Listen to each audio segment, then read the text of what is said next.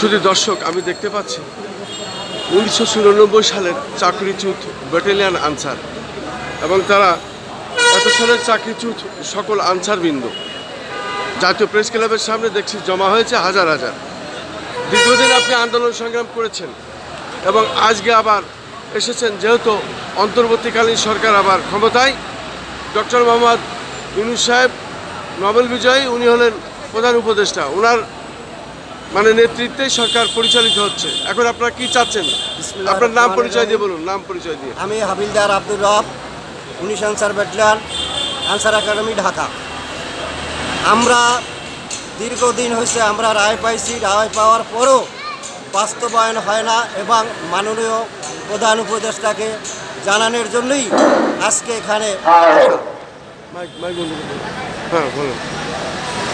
এখানে আসা এবং স্বরাষ্ট্র মন্ত্রণালয়ের স্বরাষ্ট্র উপদেষ্টাকে জানানোর জন্যই এখানে আজকে আসা। এই সম্পূর্ণ সারা বাংলাদেশ থেকে 94 সনের চাকরিচ্যুত ব্যাটালিয়ন আনসারদের সবাইকে এখানে আসার জন্য আহ্বান করছি। তারা আসছে এবং আমাদের রায়ের কার্যকারীর জন্যই এখানে আসা মূলত।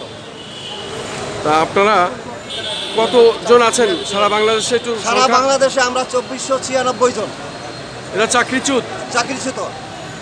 আর তাহলে পরে এখন যে সরকার এসেছে, আপনারা কি কোর্টে আদালতে কোনো শরণাপন্ন হয়েছিলেন? আমরা প্রত্যেকটা কোর্টেই আমরা রায় পেয়েছি।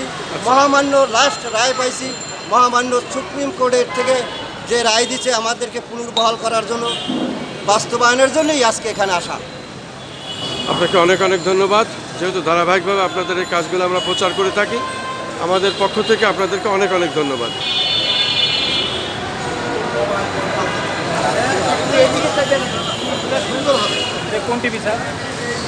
এখানে 10টা ইউটিউব চ্যানেল আছে আমাদের। এই আনসারদের প্রথম থেকে আমি সেই কাজটা করি, তাদের হাইলাইট করি।